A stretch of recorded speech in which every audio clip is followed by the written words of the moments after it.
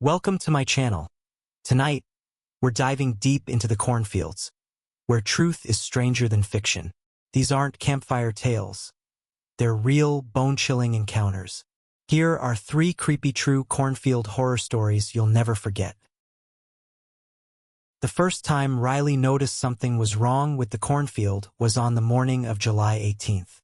She'd just finished milking the goats when she spotted the path, wide, precise, and freshly carved, cutting clean through the corn that bordered the back acre. It was about 6 feet across, leading from the edge of the forest all the way to the pond. The stalks had been broken off at the base, not trampled or windblown. No animal could have made it. She stared at it, sweating through her flannel even though the sun was barely up. Riley had lived on the farm since her parents passed away in 2019. It was isolated 62 acres of mostly overgrown land in western Iowa, bordered by woods on the north and a shallow marsh on the east. No close neighbors, just land, sky, and endless rustling green. Her uncle helped from time to time, but he wasn't much for field work. It was mostly just her and the corn. It hadn't always been this thick. They didn't even grow corn commercially anymore.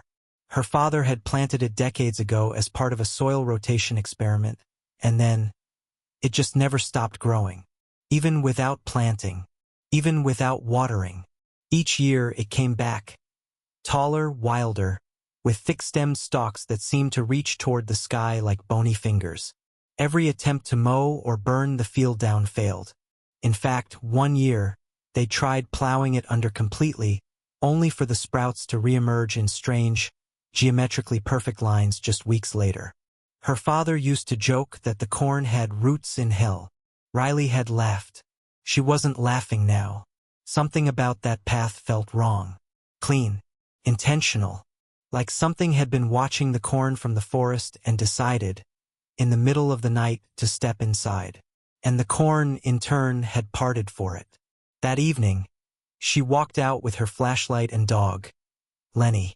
The German shepherd was usually fearless, but as soon as they reached the edge of the path, he stopped cold, tail tucked between his legs. He whined low in his throat. "Come on," Riley whispered, giving his leash a gentle tug. He wouldn't budge. She turned on her flashlight. The beam caught something shiny at the far end of the path, something metallic glinting between the stalks. She stepped forward cautiously. The sound of the wind through the corn was soft, like whispers. She could swear it shifted just a little as she passed, like the stalks leaned toward her. After 50 feet, she found it. An old sickle, rust-colored handle, the blade curved like a crescent moon. It was stabbed into the ground at the very end of the trail, as if planted there deliberately. Beside it lay a pile of black feathers. Crow feathers, she assumed, damp and matted. Riley knelt, using her phone to snap a photo. But when she aimed the camera at the feathers, the screen flickered. Lines distorted the image. The app crashed. She tried again. Same result. Her signal dropped to 0 bars. Lenny barked, sharp and urgent. Riley whirled around. A figure stood at the beginning of the path. Just a shadow. Just a silhouette. Tall. Thin. Wearing something that looked like tattered overalls and a brimmed hat. Riley's mouth went dry. She raised her flashlight, but the figure vanished before the beam reached it. Gone. She didn't remember running. Just the slam of the farmhouse door behind her, the wild hammering of her heart, and the sound of Lenny barking from the porch. She didn't sleep that night. The next morning, the sickle was gone. So were the feathers. But in their place, at the far edge of the corn, stood a scarecrow. It hadn't been there before. It was crude, made of sticks and a burlap sack, arms outstretched on a crossbeam, but there was something chillingly lifelike about it. The clothes were real, old denim, stained and torn. The sack had 2 eye holes. No mouth. Just a hollow gape where a face should be. And when Riley stepped onto the path again to look closer, Lenny whined and pissed himself. By the 3rd day, the dreams started. She'd wake drenched in sweat, gasping from visions of narrow corridors lined with stalks, twisted figures crouching behind the rows, and a deep, rhythmic thump that pulsed like a heartbeat. Always, just before waking, she'd see the scarecrow, closer each night. One night, it had been standing in her bedroom, head tilted, arms reaching slowly out. She bought a motion-activated trail cam from the local hardware store and mounted it facing the scarecrow. Captured nothing for 3 nights, just static and wind. On the 4th night, the cam recorded 26 minutes of darkness. Then one frame clear and crisp, the scarecrow walking, not standing, not posed, mid-step, 1 foot lifted, 1 arm bent, closer than before, head turned toward the lens. The photo showed a smear of red across its chest. Blood? Paint? She unplugged the camera. By the end of the week, the corn began to change. The stalks swayed even when there was no wind. The leaves curled in unnatural directions, always facing the house. The path moved. Each morning it was cut in a new direction. Sometimes it circled the pond. Sometimes it veered toward the barn. Once it ended 5 feet from her bedroom window. One night the scarecrow was gone. Just gone. Riley boarded up her windows. She started sleeping with a shotgun. Lenny refused to go outside at all. He whimpered constantly, pacing the hallways, his ears back, eyes wide. Sometimes he growled at corners. Sometimes he refused to leave the basement. And then the knocking began. It started softly, barely audible. A tap-tap-tap against the back door. Always after midnight. Always just 3 knocks. By the time she reached the door, nothing would be there. Then came the voices. Whispers. Chanting. From the corn. She recorded it once, low muttering, not quite English. When she played the recording back the next day, it was replaced by static and a single phrase repeated backward. He waits in the stalks. That afternoon, she called her uncle. Told him everything. He was quiet for a long time. Then he said, "It's starting again." "What do you mean, again?" "I thought the field was dead. I salted it myself. I buried it." "Buried what?" But he hung up. The next day, she drove to town. Asked the librarian about the land. About the property. She found microfiche records dating back to the 1800s. The land had once belonged to a family called the Lehmans. German immigrants. Religious. Reclusive. In 1892, all 5 family members vanished. No odies. No signs of struggle. Just their house, untouched, and a single scarecrow in the field, dressed in their father's clothes.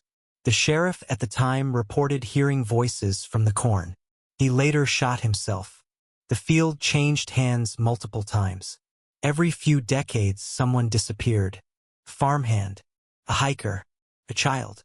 Always near the corn. In the 1950s, the state tried to bulldoze it. The machines broke down. One operator vanished.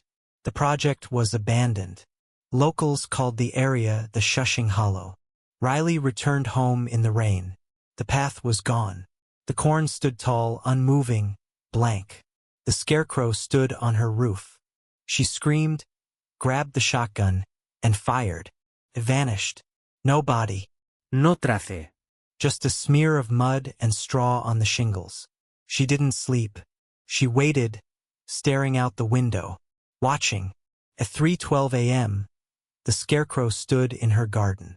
At 3:14, it was beside the swing. At 3:17, it was at the porch steps.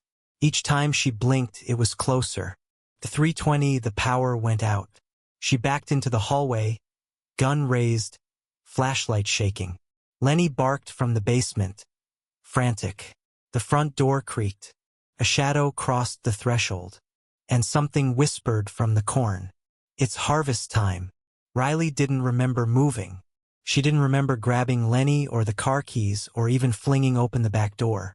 Only the sharp, cold air of the night as she sprinted across the yard, Lenny at her side, and the crushing awareness that something was behind her.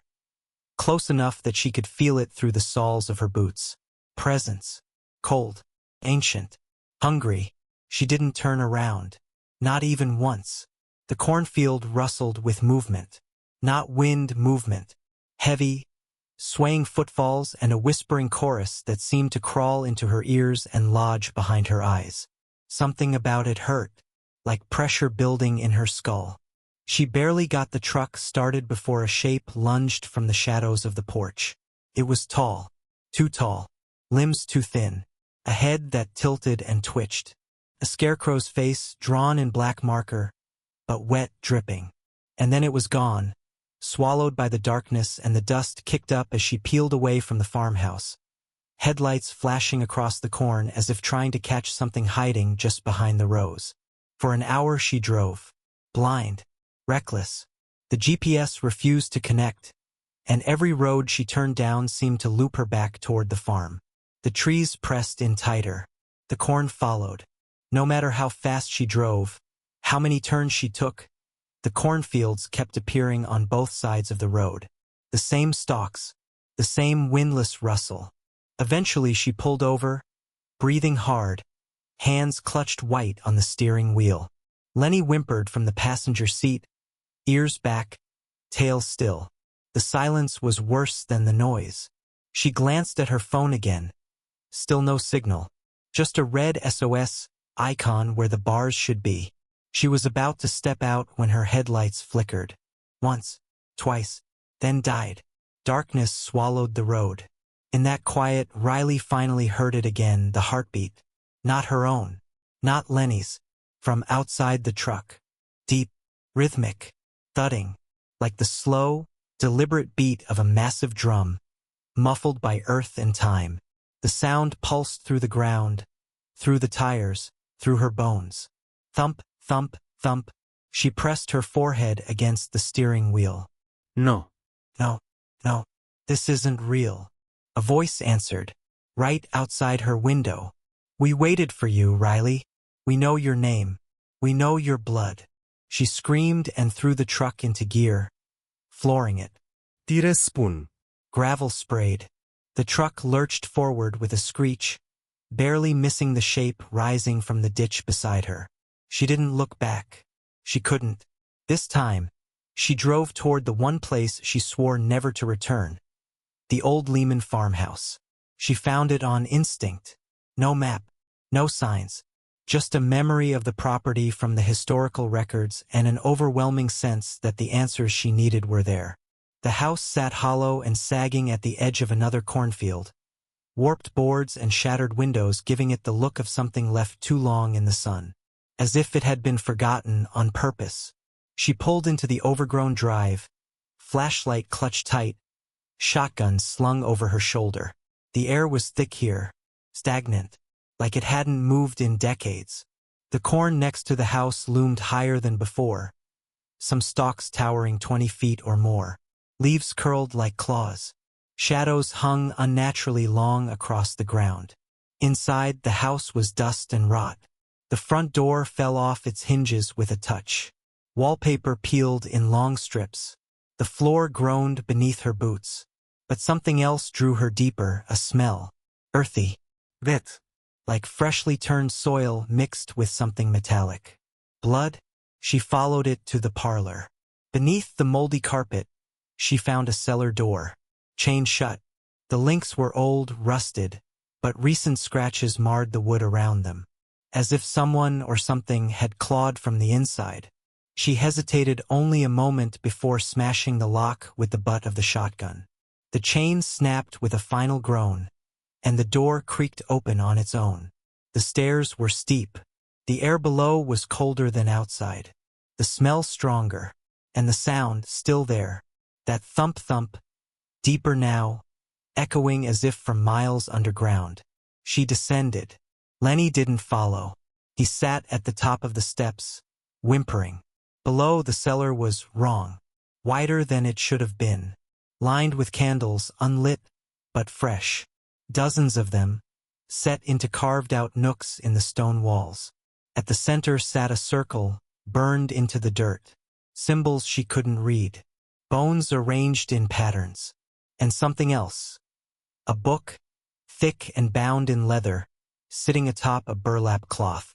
The same kind used for the scarecrow's face. She stepped inside, drawn to it. The pages were filled with drawings, not written language. Just images. People strung up like scarecrows. Fields swallowing homes. Eyes staring from inside stalks. And one repeated image. A man with no face, arms stretched to the heavens, his head crowned in corn husks. At the center of his chest, a hole. She flipped the page. The image was her. Drawn crudely but unmistakable. Same boots. Same jacket. Same shotgun. Surrounded by figures in the corn. She dropped the book. Footsteps above. Lenny barking. Then a scream. Not Lenny. Not human. A wail, high and echoing, that shook the foundation of the house. Riley grabbed the book and ran. She burst through the front door to find Lenny gone. No blood. No signs of struggle. Just the trail leading into the corn. She followed. Each step into the field felt heavier. Each stalk leaned slightly toward her, brushing her arms, whispering. She clutched the shotgun with one hand and the book with the other. The trail curved. She saw movement ahead. A figure bent over, dragging something. "Lenny?" she whispered. The figure turned. It wasn't a person. It wore the skin of one, but the proportions were wrong. Too long. Too stiff. Its face was a burlap sack pulled tight over something that moved underneath. Something that pulsed and twitched. It reached out with stick-thin arms, and in its hands, Lenny's leash. Empty. The leash unraveled, dropping to the soil. The scarecrow thing stepped closer. Riley raised the gun. Fired. The blast shredded its shoulder, sending it staggering back into the stalks. She didn't wait. She ran. The trail turned, opened into a clearing. In the center stood a crossbeam. Empty. Fresh rope hung from each end. And around it 9 figures. All still. All dressed in denim and flannel. Heads wrapped in burlap. Each wore a tag. Names. Hand-stitched. One read Margaret Lehman. Another, Samuel Lehman. The third, Riley Hart. Her own name, still fresh. She screamed, tearing the tag from the figure wearing it. The thing twitched. Behind her, the corn parted. The faceless man stepped out. 7 feet tall. Crown of husks. Hole in his chest, ringed in blackened veins. He raised one hand, and the figures turned to face her. She backed toward the pole. "Why?" she gasped. "What is this?" The faceless man opened his arms and whispered, "We reap what we are sown." The world exploded in sound. Every stalk rustled. Every voice screamed. The 9 scarecrows lunged forward. Riley raised the shotgun and fired wildly. One dropped. Another stumbled.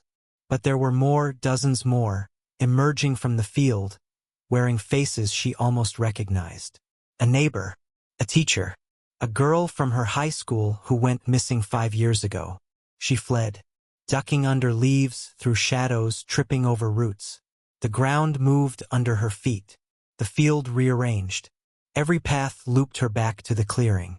The pole now stood tall with a new figure, wearing her jacket, a burlap sack tied at the neck. She screamed again. No. "I'm not dead." From somewhere, a voice answered, "You will be." Then light. A blinding beam cut through the field.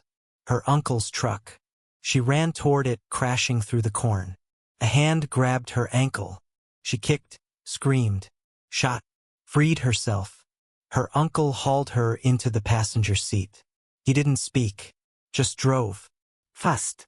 The corn reached for them as they passed. Later, he said nothing as she sobbed in the front seat, clutching the book. Only when they were miles away did he finally break the silence. "I warned your father. He didn't listen. We buried that place." "What is it?" she asked. Her uncle stared ahead, eyes hollow. "A tithe. To something older than God." Her uncle didn't speak much as they drove. His hands clenched the wheel so tightly Riley thought his knuckles might crack. Outside the truck, the early morning fog thickened, blurring the outlines of the trees and swallowing the headlights. But behind them, Riley could still feel the corn. reaching, somehow, over roads and through woods.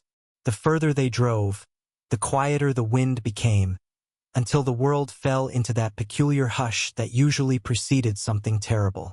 They reached his house just before dawn, a weathered, squat home hidden behind a curtain of pine trees, far enough from town that cell service remained spotty but not gone. Riley had never actually visited before. Her uncle, Marshall, had always kept to himself. She'd always thought he was just bitter about how their family split after her grandfather's death. Now, she wasn't sure that was the whole story. Marshall locked the doors, pulled down the blinds, and lit a fire in the hearth. The way he moved reminded her of an old soldier, methodical, rigid. Every curtain he checked, every latch he tested, carried the weight of someone expecting an invasion not from outside, but from something that could slip in through the cracks in the world itself. "You hungry?" he asked after a long while, the firelight flickering across his gaunt features. Riley shook her head. Her mouth was dry. Her limbs ached. She hadn't realized how badly she'd scraped her legs until the blood began to crust. Instead of pushing, Marshall sat across from her and slid a mug of tea her way. The cup shook slightly in her hands. "You said you buried it," she whispered. "The field. The thing." Marshall stared into the fire. "Not it. Him. The Hollow King." Riley blinked. "That's what the Lehmans called him," he continued. "The thing they found out there in the dirt. Wasn't a scarecrow then. Wasn't even human. Just a shape. Something they tried to bind. But you don't bind something like that. You just feed it. Or it finds another way out." She pulled the leather-bound book from her pack and set it on the table. This was in the Lehman cellar. It had drawings, rituals. "My face." Marshall's eyes narrowed. "Then it's already marked you. What does that mean?" He hesitated, then stood, pulling a dusty wooden box from beneath a shelf. Inside were newspaper clippings, photos, brittle yellow documents, even a few Polaroids. He handed her one, grainy, faded, but unmistakable. A man, tall, faceless, wearing a crown of husks, loomed behind two children playing in a field. The date, June 3rd, 1965. "That was me and your dad," Marshall said. "He never remembered. I did. I always did." Riley turned the photo over. On the back, in ink now faded to gray, someone had written, "He grows beneath the roots, behind the stalks, before the dawn." She looked up. "What does he want?" Marshall was quiet for a moment. "He wants what he always wanted. The field. The blood. The name." Riley swallowed. "My name." Marshall nodded. "It's the only way he finds you. Once the field knows your name, it weaves you in. You walk in the corn long enough, you don't come out whole." She leaned back, her skin crawling. "So what do I do?" He stared at her for a long time, then said, "We end it." They returned that night, armed with more than just hope. Marshall had pulled out jars of salt, coils of iron wire, chalk made from bone ash, and something Riley couldn't quite identify. Small, blackened stones etched with runes she didn't recognize. "Wards," he said, "from old books, older than the land." The plan was simple, if not suicidal. They'd return to the field, find the clearing, and perform a severance ritual he'd pieced together over decades. Something that would, if done right, unbind the Hollow King from the roots of the corn and collapse the field back to earth. But first, they had to lure him out, and for that, they needed Riley. They parked the truck just past the tree line, headlights pointed toward the farmhouse. The windows had been shattered. The porch sagged. The entire place looked like it had aged 100 years in a week. Marshall pressed a compass into her hand. The needle spun erratically. "He distorts direction," he warned. "Whatever you do, don't stray from the markers." He'd already placed iron stakes every 20 feet, forming a circle in the dirt around the central field. Each stake had a charm tied to it, a mix of bones, thorns, and crow feathers. He said they'd hum if something got too close. Riley crossed the corn's edge just before midnight. The field welcomed her. The stalks parted like theater curtains, whispering her name in 1,000 voices. Riley, Riley, come walk with us. Come plant the seed. She pushed forward, shotgun across her back, compass in one hand, the book in the other. Her fingers grazed the iron stakes as she passed, the chill of them grounding her like a tether. Behind her, the world seemed to dim.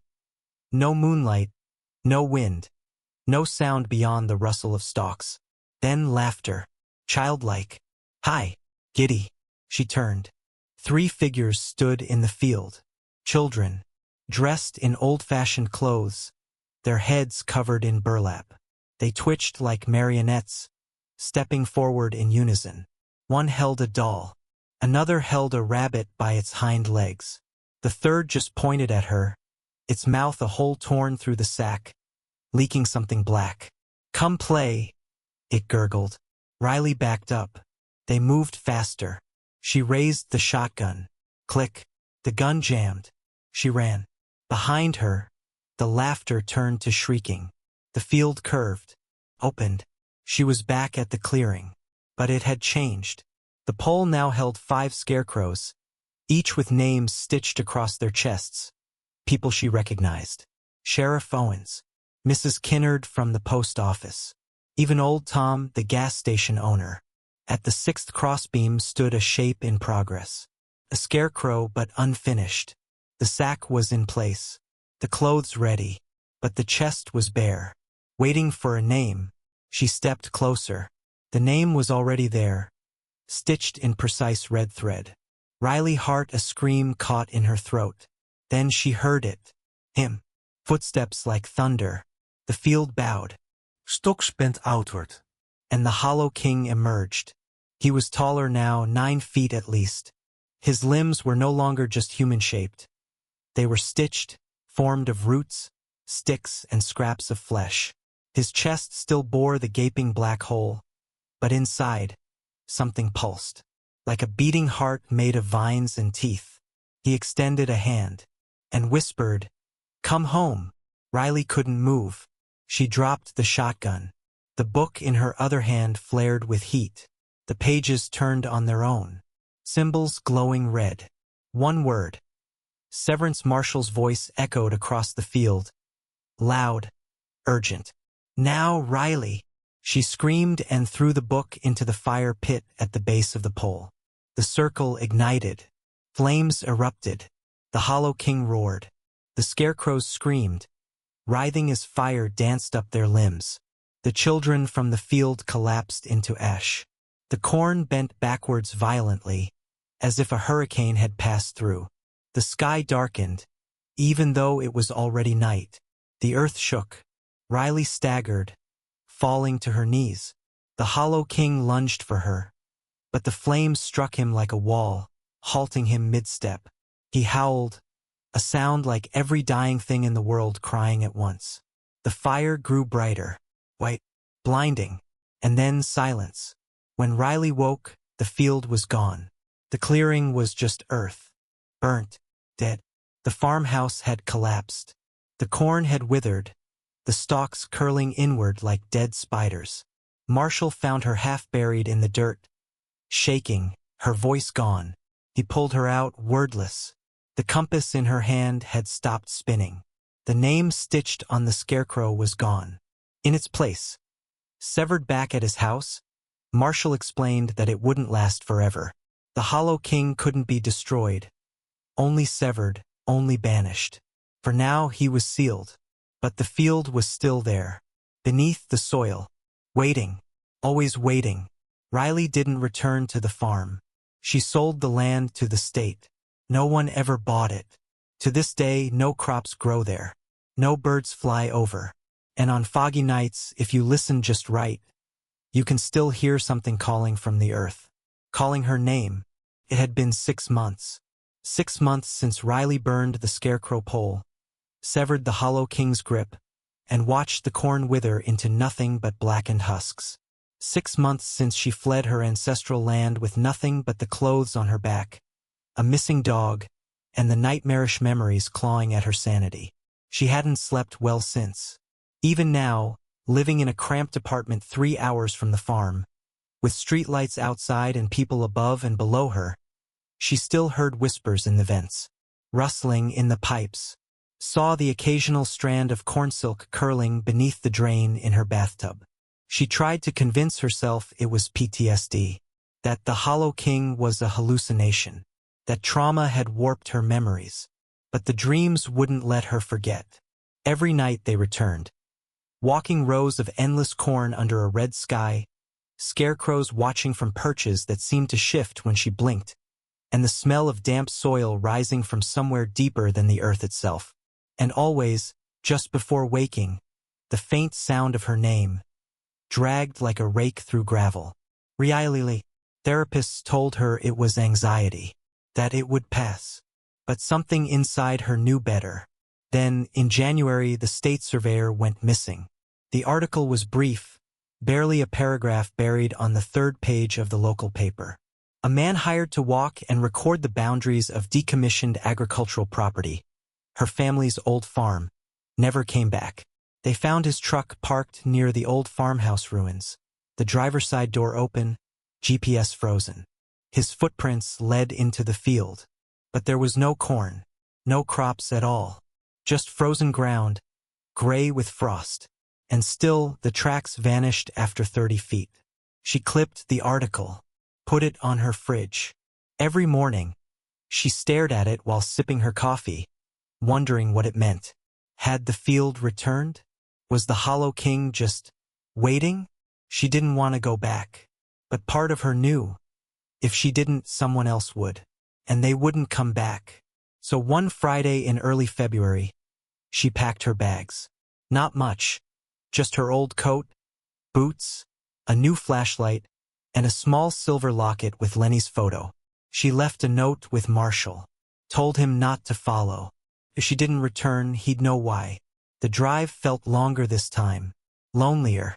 The landscape was still locked in winter's grip, trees bare and fields brittle.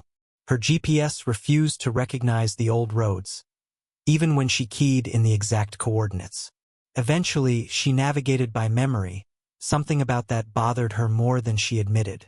As if the land had shifted, slightly, like a room rearranged while she wasn't looking. She parked near the stone marker, an old obelisk her grandfather had placed near the eastern fence line. It had no inscription, just a jagged edge and moss-covered base. From there, she followed what should have been the edge of the field. But something had changed. There was no fence. No treline. Just rows. Endless rows. Corn again. In February, she stepped into the field. The corn was green, alive, too thick for winter. The stalks towered over her head, bending together above like a cathedral of decay. Every sound felt distant. Even her footsteps seemed muffled. Then the path appeared. It didn't lead to the farmhouse, what was left of it, but instead veered east, toward what used to be a pond. Riley remembered the area well. She and her father had gone frog hunting there as kids. The pond dried up when she was 12, but now it shimmered faintly ahead. She walked toward it. The stalks parted. The pond was full again. The water was still, black, smooth as oil. And in the center stood a scarecrow, his feet submerged, its arms outstretched, its face sagging burlap soaked and dripping, mouth stitched shut with black thread. Its chest bore a fresh sigil, carved into the fabric like a brand. Riley stepped to the edge. The pond whispered. She knelt. Within the reflection, not the scarecrow, herself, but not now, a future version. Eyes hollow, skin pale, dressed in rags, arms outstretched just like the figure in the pond. No, she whispered. No, not me. The scarecrow turned its head. Its mouth tore open, threads snapping. And it spoke. Not aloud, but inside her. You were always ours. You were planted when you were born. You are the tithe. You are the seed. Riley stumbled back. The pond rippled. Waves lapped against the mud. Behind her, the corn shivered, then laughed. Not one voice, hundreds. All versions of her own. She turned and ran.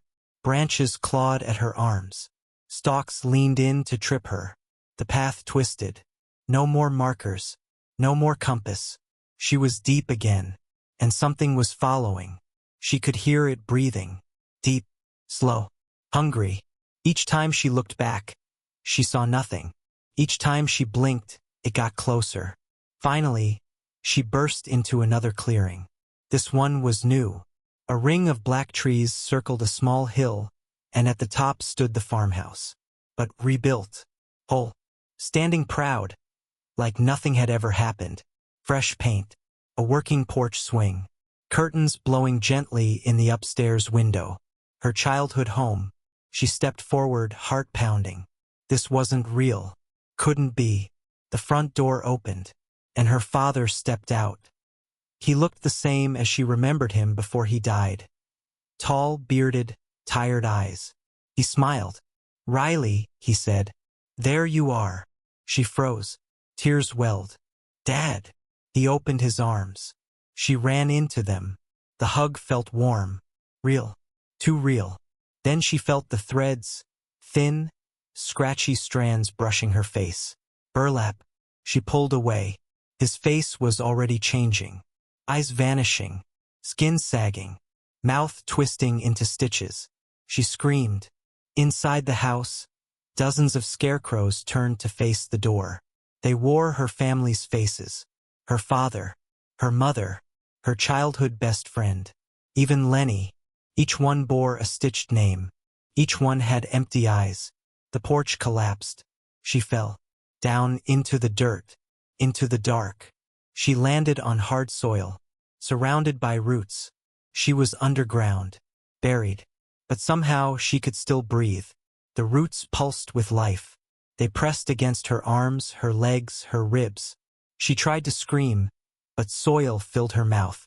Something reached into her mind and pulled her memories free. Her 5th birthday.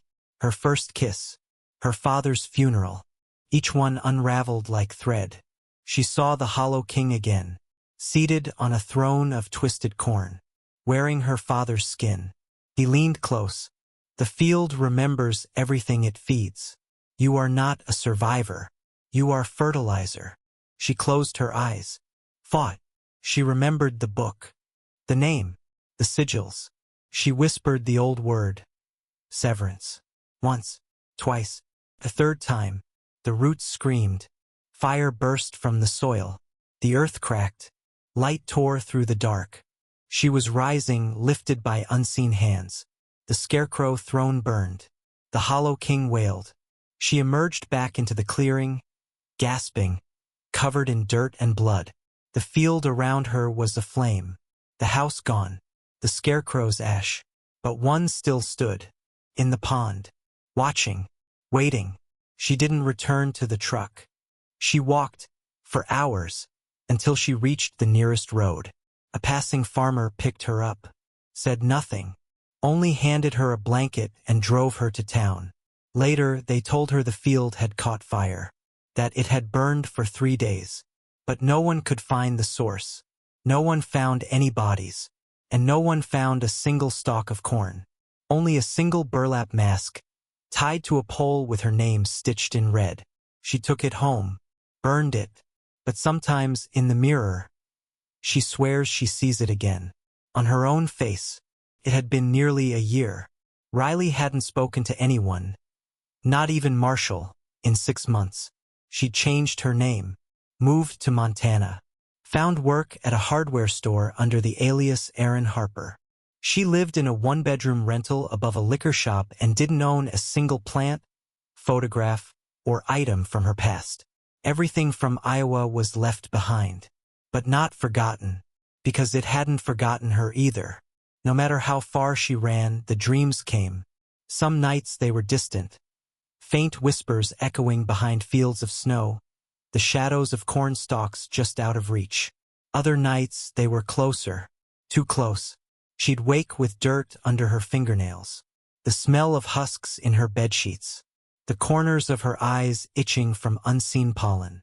But she kept it together. Until the letter arrived. No return address. Just her name, her real name. Written in tight, cramped cursive. Inside, a single black and white photo, a field, a scarecrow, and, kneeling in front of it, a little girl with her eyes. Scrawled in red ink across the bottom, "Plant the seed." Riley dropped the photo and backed into the kitchen, hands trembling. She'd moved cross-country. She'd paid cash. She'd never even told Marshall where she was. No one should have known. No one could have known. Unless it wasn't a person. She turned on every light in the apartment, searched every corner. No one. But when she looked back at the table, the photo was gone. In its place, a single corn husk, curled and dry. She ran to the bathroom, splashed her face with cold water. But when she looked up into the mirror, her reflection was already tilting its head, smiling, and a burlap thread ran from the corner of her mouth like a worm crawling free. She slammed her fist into the mirror. Glass shattered, and her reflection, no longer hers, watched her bleed. Riley didn't pack. She didn't think. She just drove. For 2 days, she crossed 5 states, chasing an instinct she couldn't name. Not even trying to avoid the inevitable anymore, just trying to understand it before it swallowed her whole. The final stretch brought her to a town called Avery's Bluff. Population 342. 1 gas station. 1 motel. Endless fields. She pulled into the motel just before sunset. The clerk didn't look up when she gave her name. He slid a key across the counter, nodding toward room 6.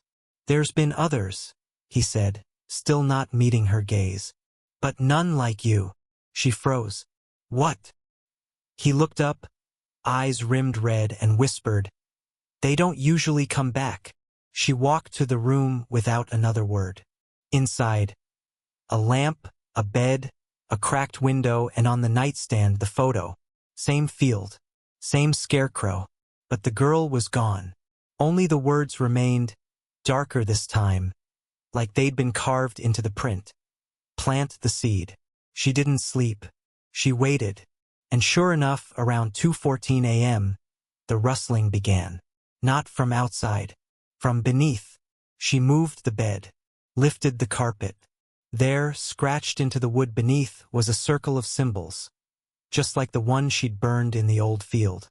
She traced it with her finger, and the world tilted.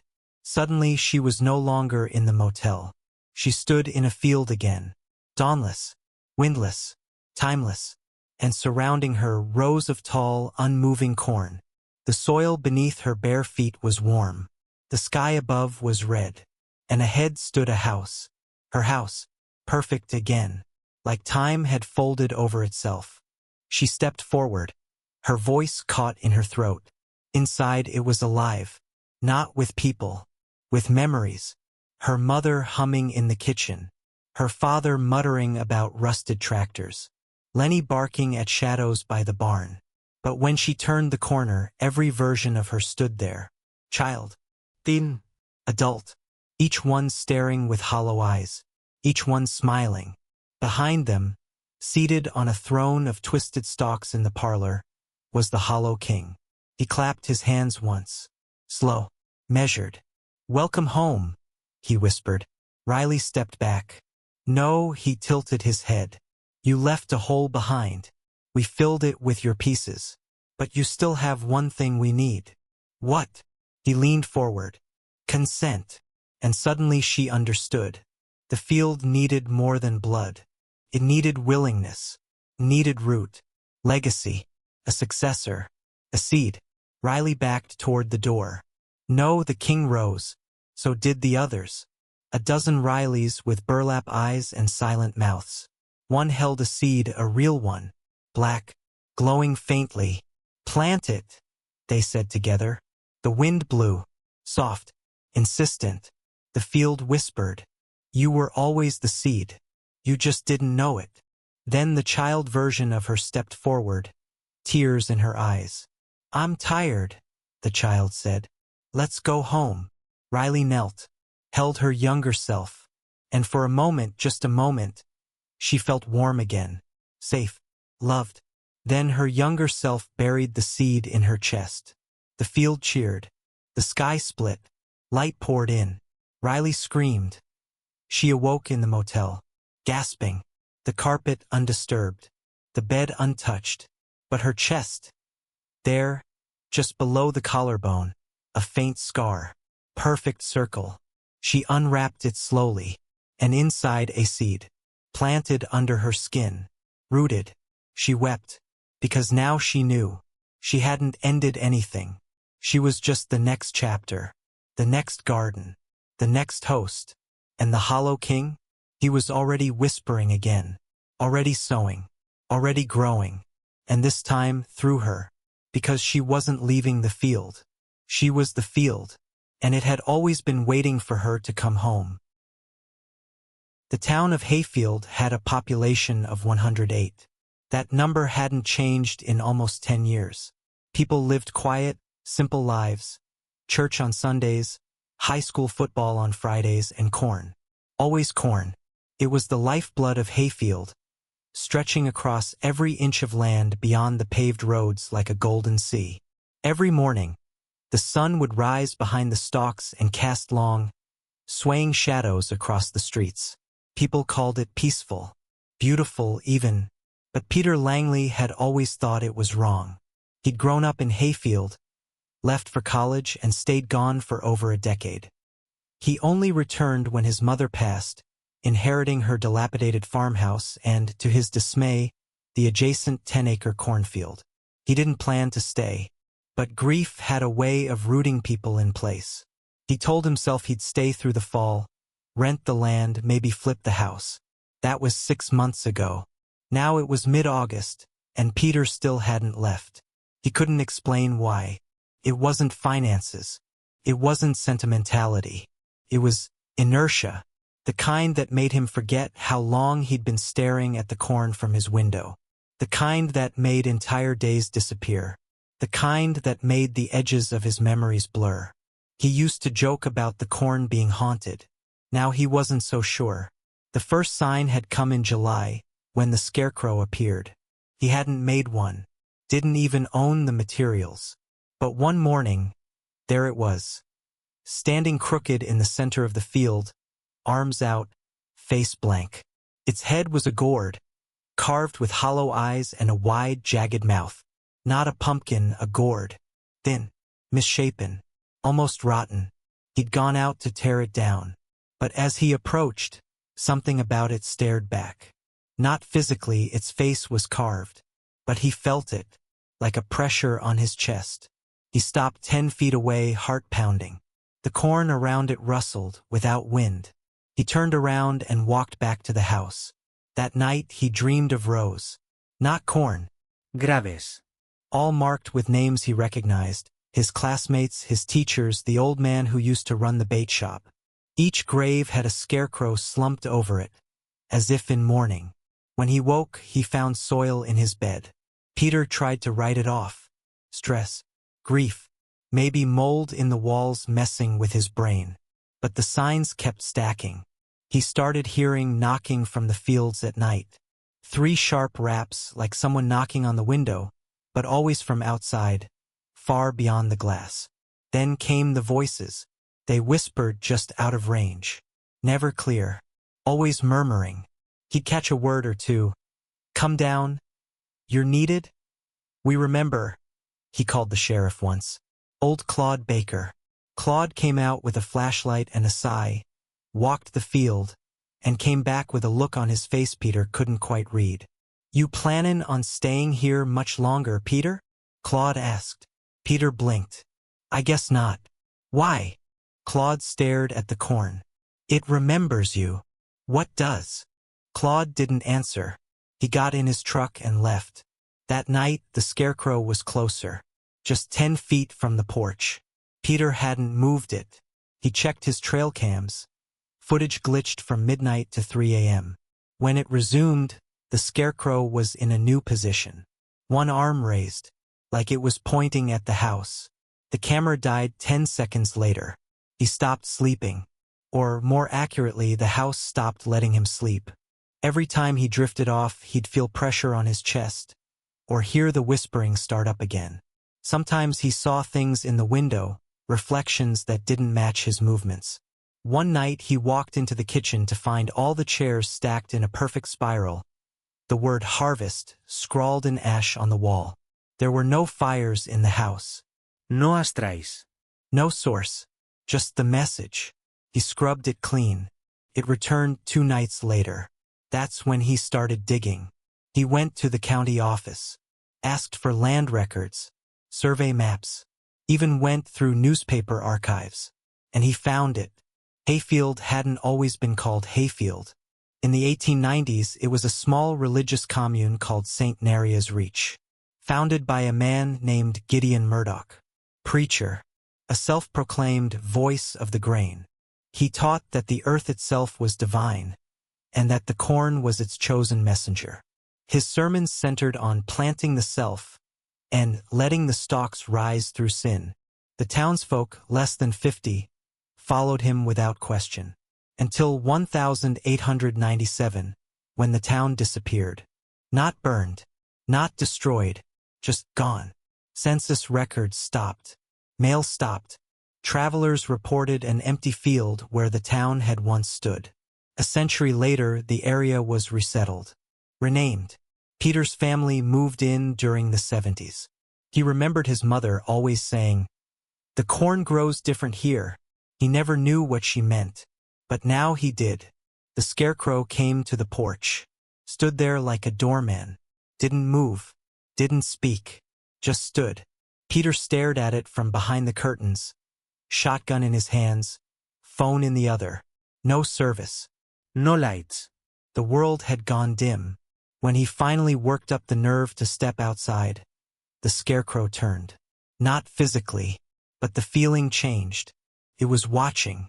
It stepped off the porch and walked back into the corn, leaving a trail of black feathers. Peter followed. He didn't know why. The field was denser than before, taller. The stalks whispered louder, but not in wind. In language, he recognized syllables, half-formed phrases. He walked deeper. The sky dimmed. At the center of the field, he found them. Dozens of scarecrows, arranged in rows, each with a name pinned to their chest. One said Margot Langley, his mother. Another said Peter, already stitched, already waiting. The original scarecrow stood before them, arms raised, mouth split wider. Inside its hollow head, something moved. A second face. Peter turned to run, but the field had changed. It was no longer corn. It was bone, stalks of femurs, leaves made of skin, soil that pulsed like flesh. He fell to his knees. Something rose from the ground, hands, reaching, old hands. Hands he recognized from photo albums. The hands of the Murdochs, of St. Nerea's Reach. They grabbed him, pulled him down, and the scarecrow whispered, "Harvest has come." He didn't remember how he got back to the house. One moment, the field was swallowing him. Those dead hands pulling, that gourd-faced scarecrow looming over his thoughts like a god. The next, he was in his kitchen, curled on the floor, shivering beneath the table. Morning light had broken across the windows, but the world outside didn't look the same. The corn had changed. It wasn't gold anymore. It wasn't green. The stalks had gone ashen gray. The leaves stiff and brittle like old paper. The air was thick, heavy with dust. There was no wind. No birdsong. The scarecrow was gone, but its trail of black feathers led straight to his front door. Peter locked every entrance. He dragged furniture across the doors, pulled down every curtain. Then he did what anyone else would do. He tried to leave, packed his things, stuffed his phone, wallet, and keys into a backpack, threw it over his shoulder, started the car, or tried to. The engine coughed. Once, twice, then nothing. Battery dead. He ran down the gravel path toward the town. But it wasn't there. Just more field. Rows and rows, stretching endlessly in every direction.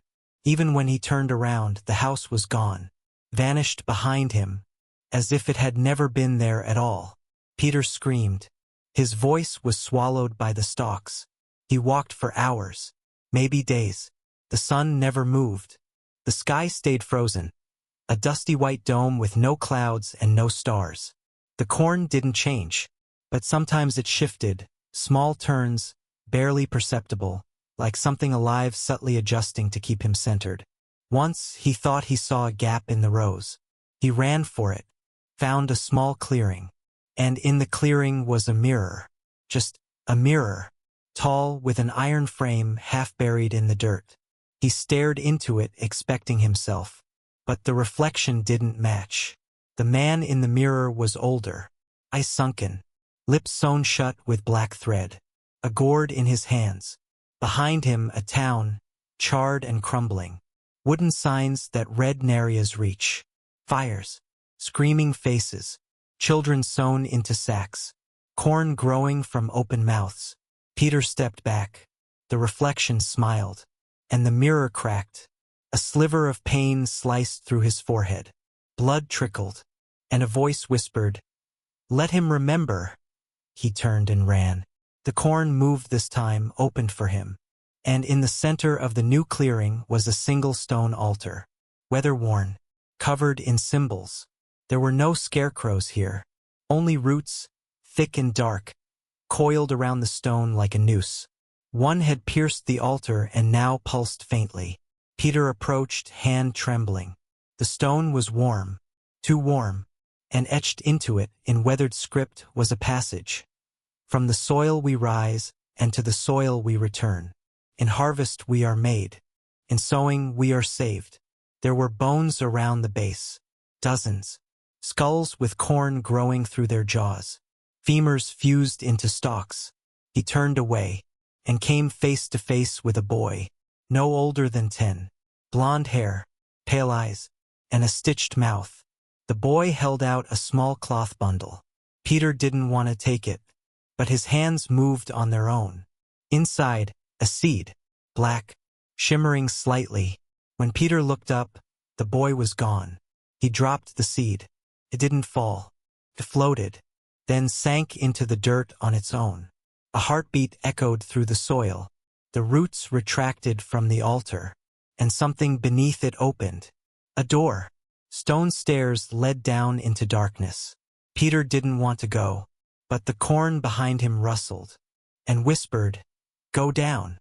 Feed the root. Be reborn." The staircase descended far deeper than it should have. The walls were carved stone, smoothed by time.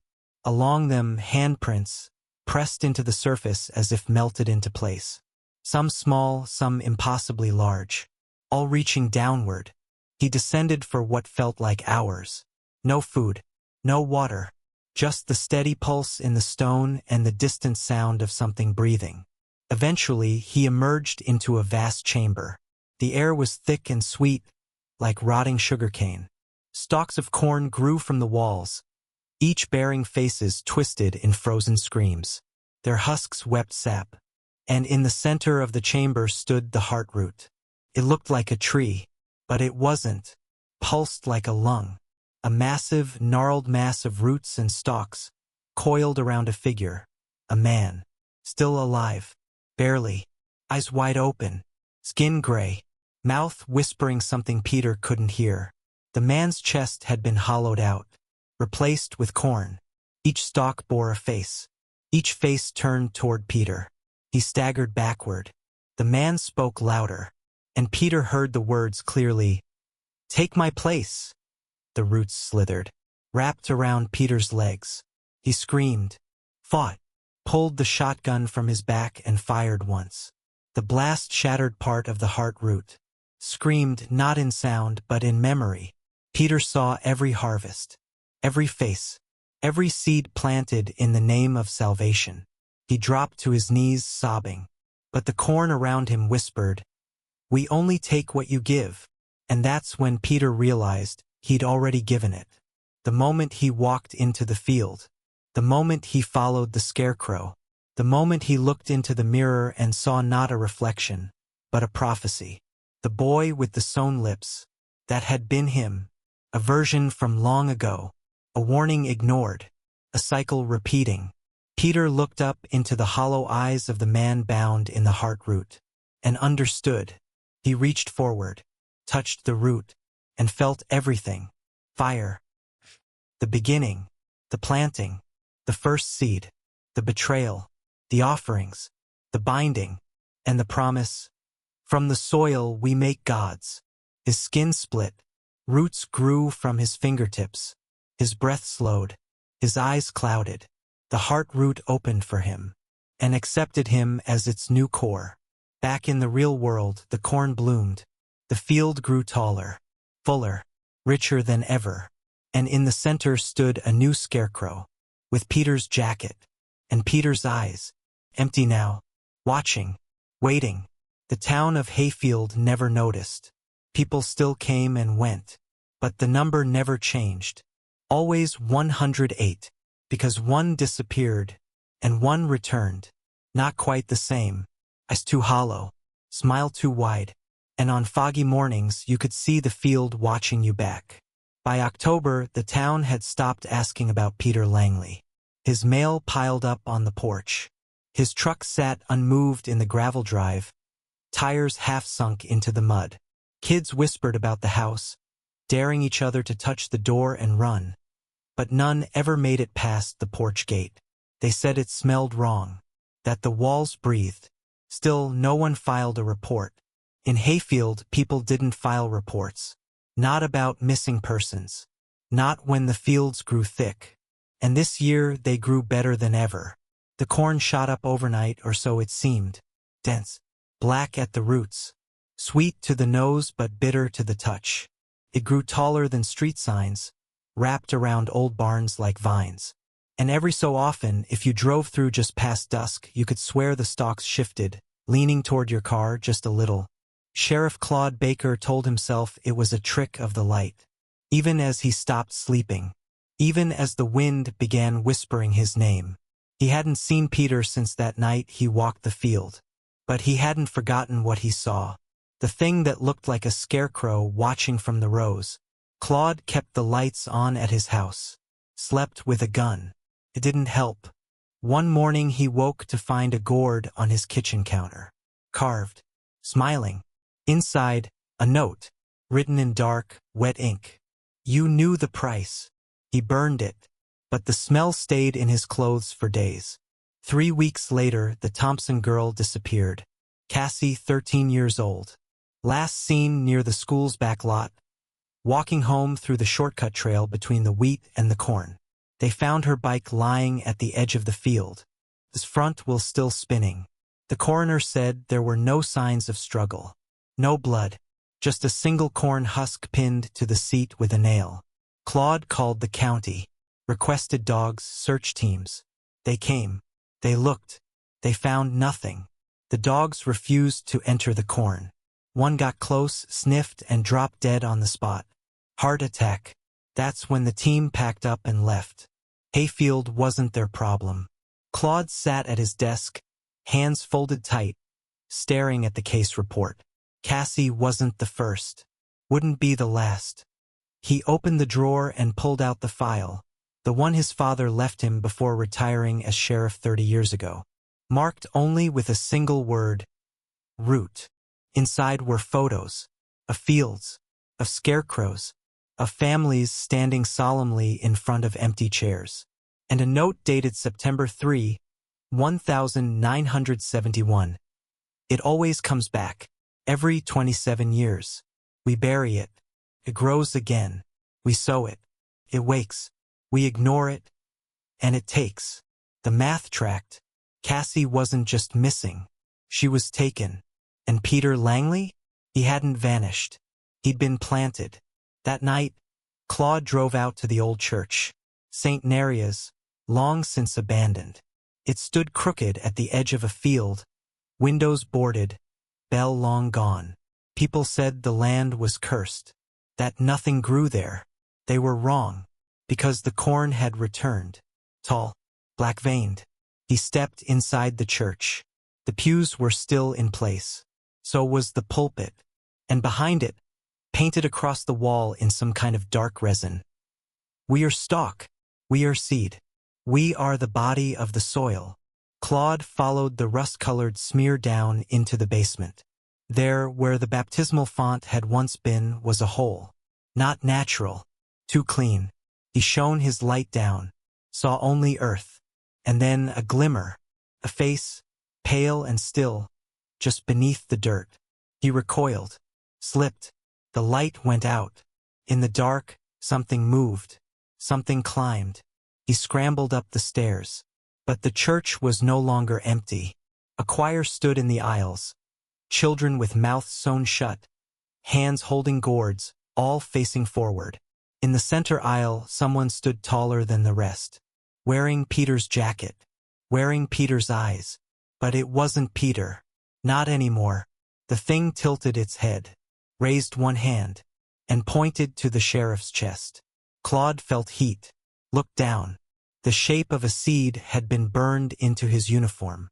When he looked back up, the church was empty, and the corn outside was whispering, "Claude, Claude, it's your turn."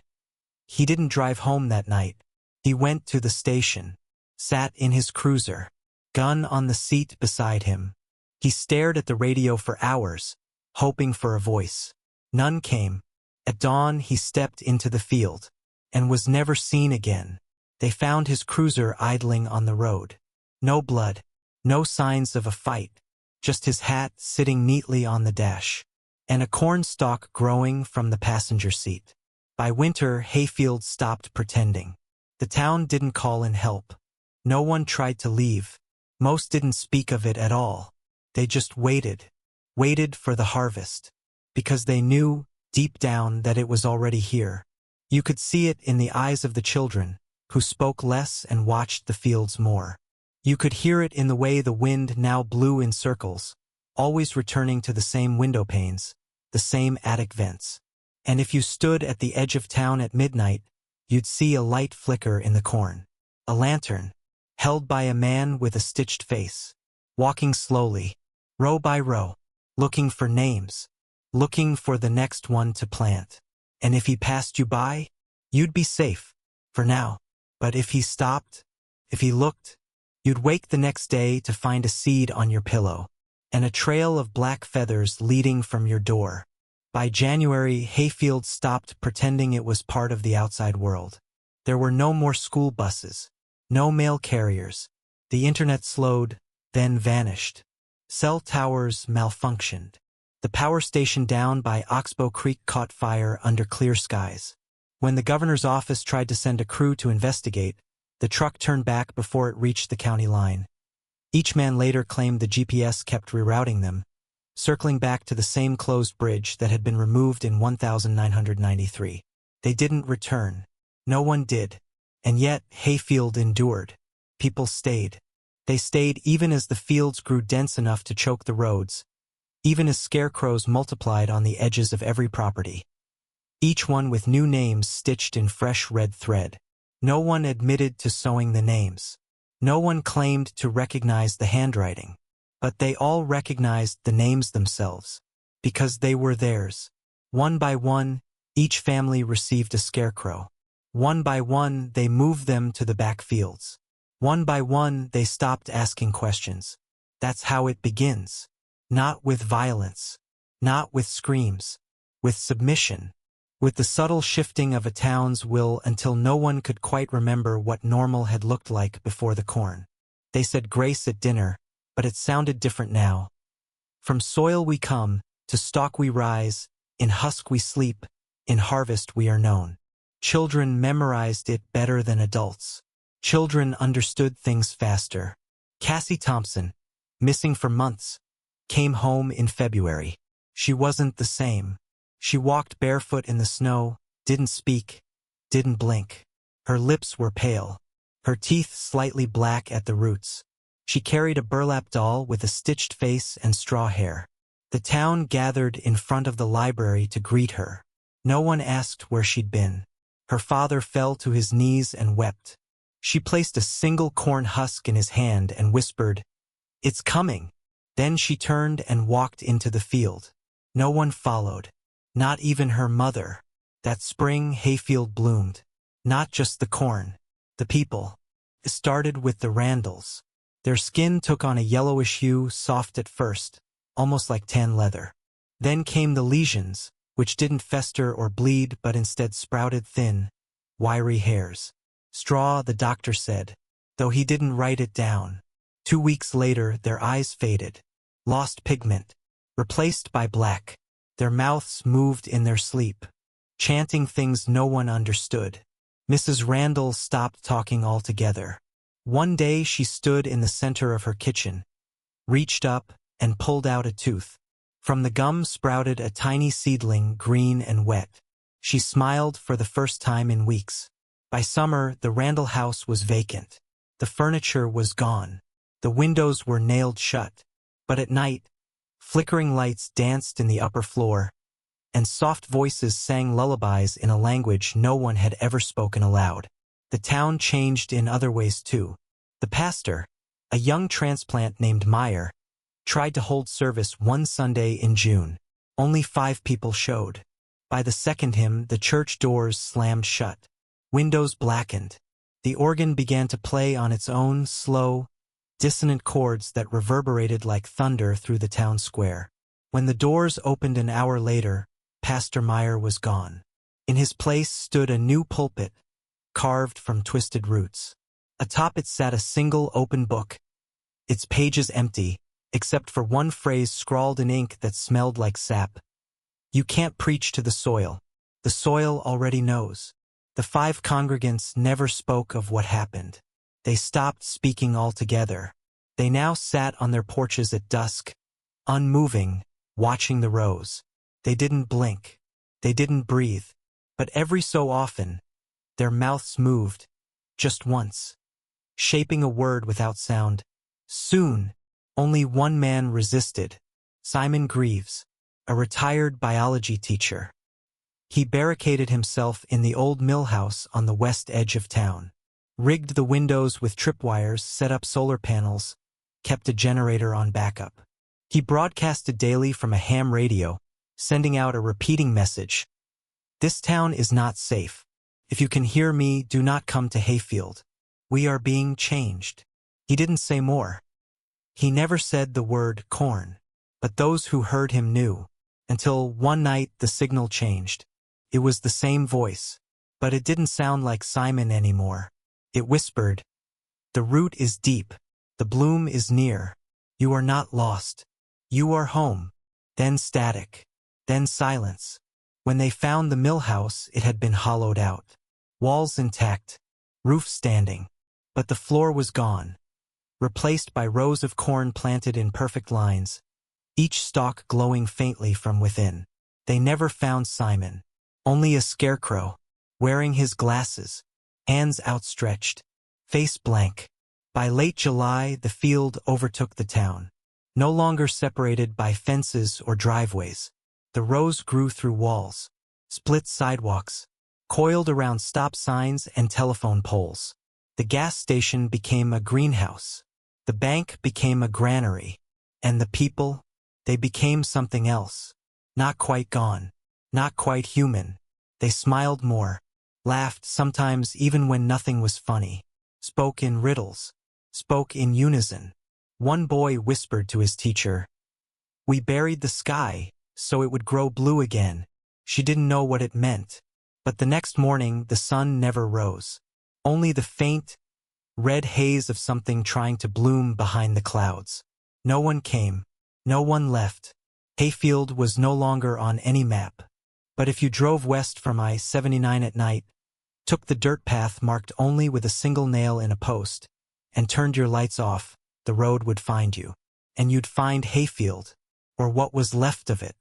At the town square, a tall, twisted throne now stood, not of wood, not of metal, but of woven corn. Alive, it pulsed with each breath of wind, and seated atop it, a scarecrow, but not empty. His eyes flickered, his mouth moved, and if you stepped close enough, it would whisper, "You're early, but that's okay. We're always hungry." August 3rd marked what the town now called the Day of Root. It wasn't celebrated. It wasn't feared. It was accepted. Just after sunset, every porch light flickered in unison. Windows went dark. The sky rolled in heavy with clouds that hadn't moved in weeks. And from the center of the field, the place where Peter Langley had last been seen, rose a sound so deep, so ancient, that even the soil trembled. It wasn't thunder. It wasn't machinery. It was heartbeat. And in time with the thudding pulse came the chanting. Low, wordless, coming from everywhere and no one at once. The town gathered at the square without being told. No texts. No calls. Just knowing. Mothers carried their children. Old men stood in their funeral suits. The high schoolers came barefoot, hands full of husks. No one spoke. No one cried. The town didn't sit anymore. They planted themselves. One by one, each citizen knelt and placed their palms into the dirt, as if seeking connection, as if waiting to be remembered. From the soil, stalks rose to meet them, slow and deliberate, wrapping gently around their arms, their legs, their torsos. Not binding, not strangling, just holding. And as the final breath of daylight vanished, the throne at the center of town bloomed. It split open with a sound like splitting bark and wet roots, revealing not a scarecrow, not a corpse, but something in between. Something with Peter Langley's eyes. His mouth, his chest open like a husk, glowing from within with a light that wasn't flame. He stepped down barefoot, trailing vines that never touched the ground. He walked among them, and they bowed. Even the sheriff's statue, the only thing left of Claude, lowered its stone head. Peter looked younger, older, timeless, and as he passed each person, their mouths opened in harmony. "Welcome home," they said. "We waited." He didn't respond. He didn't need to, because he was no longer a man. He was root, and the root was ready to spread. 2 months later, a camper found the town. A woman named Becca, driving alone across the Midwest, looking to disconnect from her high-pressure tech job in Seattle. She wasn't the type to scare easily. She'd driven through ghost towns, slept in old ranger shacks, laughed off skinwalker stories. Hayfield felt different. She said the roads narrowed as she approached, that her GPS blinked out. She passed 3 signs in a row, all saying "Welcome to Hayfield," even though they were miles apart. And then she saw the corn, endless, twisting, swaying in a wind she didn't feel. She stopped at a gas station. Old, rusted pumps, but lit inside. A woman stood at the counter, smiling, too wide. Becca asked if there was a motel. The woman nodded, handed her a small metal key with no number. "Room's ready," she said. That night, Becca dreamed of her mother. Only her mother was sewn shut at the mouth, her hair made of straw, her hands full of worms. Becca woke with dirt in her ears, and something whispering beneath the bed. She left in the morning, tried to, anyway, but the road she came in on was gone, replaced with rows of corn. Her phone didn't work. The signs had changed. Now they all read, "Plant yourself here." By sunset, Becca was running. She didn't know from what, only that something was watching. In the field, the scarecrows swayed. One turned, looked at her. It had her face, and a tag sewn into the chest. "Received." She screamed, ran until her legs gave out, collapsed at the town square. There was no one there, only the throne, empty now, but something still pulsed inside it. Becca crawled to it, felt warmth, felt peace, and as she touched the edge of the corn-woven seat, she finally understood. This wasn't a town. It was a root system, a growth, spreading under the land, under memory, under us. And Hayfield wasn't where it started. It was who? The first bloom, the first seed. Becca didn't leave. She couldn't. She was planted.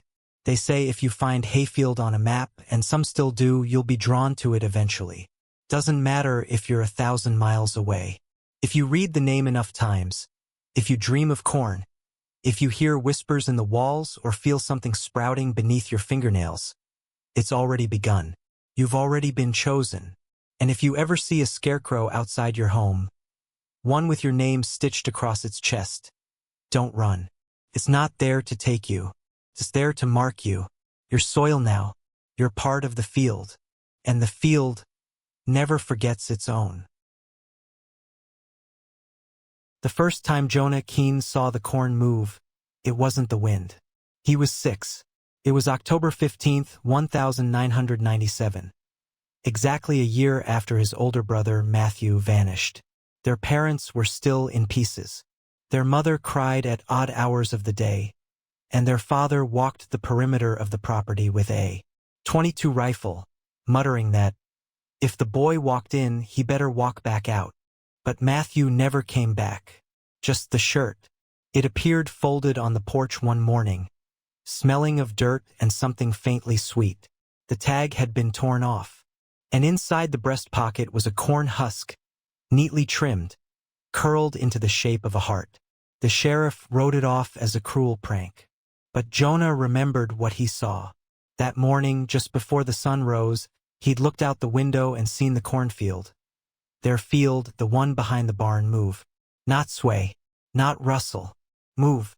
The rows widened, like something big was passing through, then narrowed again. And for just a second, between the parting stalks, he saw Matthew, standing still, eyes empty, mouth open, face covered in ash, then gone. The field swallowed him whole. Jonah didn't sleep for a week after that. His parents thought he was grieving. They didn't know what he really saw. 20 years later, Jonah came back. Not because he wanted to, because there was nowhere else to go. After the car crash took both his parents in 17, the land came to him. 43 acres of mostly corn, a dilapidated farmhouse, and a barn full of rusted tools and mold. He was living in a Minneapolis apartment the size of a bathroom and barely holding down freelance design work. The house, he told himself, could be flipped and sold. He packed a bag, rented a truck, and drove. The second he crossed into the county, he knew something hadn't changed. The air smelled the same, like wet harvest and burnt sugar. The wind didn't feel like wind. It pressed, low and deliberate, brushing his skin like breath. The rows of corn were too high for late September, and the way they stood, perfectly straight, as if drawn with a ruler, unnerved him. When he pulled up the gravel drive, the house sat like a hollow tooth. Paint peeled, windows dark, front steps sagging. But the porch swing still moved. Not in the wind, just moved. Back and forth, back and forth. He nearly left right then, but he stayed. That night, he dreamed of his brother again. Except this time, Matthew wasn't a boy. He was older, aged alongside Jonah, as if he'd never left. His skin was cracked, flaking like old bark. His mouth moved, but no sound came. Then his eyes rolled back, and from his throat spilled a stream of dry black kernels. Jonah woke choking on dust. The house had no power. The breaker box looked melted. He called a contractor. They said 2 weeks. 2 weeks was time to kill. Time to walk the field. He hadn't set foot past the barn in years. Not since Matthew disappeared. Not since that morning he saw the stalks open and shut like a curtain. But something pulled him now. Something familiar. He grabbed his flashlight and boots and set off along the path. The corn whispered. Not in words, but not wind either. Like breath behind his ear. Then he saw it, the clearing. Circular. Exactly 20 feet across. Flat. Empty. At its center, a single scarecrow. Not there the day before. His arms hung low. His head drooped. No crossbeam supported it. Just stood on its own like a person resting. His face was burlap. 2 eye holes. One stitched, one wide open. He took a step forward. The thing twitched. Not wind. Not illusion. Jonah's flashlight dimmed. The batteries were new. He turned and walked fast. Didn't look back. Didn't breathe until the barn lights came into view. That night he found Matthew's shirt again. Folded neatly on the porch. Same one from 20 years ago. Same husk in the pocket. Same faint scent. This time, a single word stitched into the collar. Soon. He searched the barn the next morning, hoping, praying it was a sick prank. But there were no footprints in the dirt. No signs of trespass. The only thing out of place was a hole, perfectly round, about 6 inches across, dug behind the chicken coop. Inside, something glinted. He knelt, used a stick to brush away the soil, pulled out a locket, his mother's. Inside, 2 photos, Jonah and Matthew, scratched out. Only their eyes remained. He dropped it, ran inside, packed a bag, called a friend to come get him. But the call wouldn't connect. His phone showed full bars, yet the screen just blinked, then went black. He tried the truck. Wouldn't start. Keys stuck in the ignition. Radio turned on without him touching it. Crackling. Then music. A warped, slowed-down version of You Are My Sunshine. A song his mother used to hum. He yanked the keys. The radio kept playing. He opened the door. The scarecrow stood at the edge of the field. Arms raised. Mouth stitched. One eye weeping black sap. Jonah didn't scream. He stared. And it stared back. Then he heard a voice behind him. Soft, dry, like leaves brushing gravel.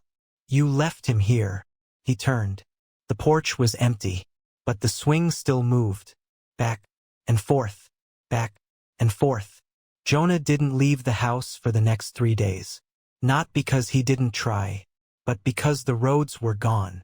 Every path that once led to town now curved back around the property. He'd drive for 20 minutes and end up right back in front of the same bent mailbox. The same dried-out scarecrow leaning against the fence post. The same torn curtain swaying in the upstairs window of a house he was sure he'd locked and shuttered. And it wasn't just the roads. Time was starting to blur. He couldn't tell how many days had passed anymore. His watch stopped ticking.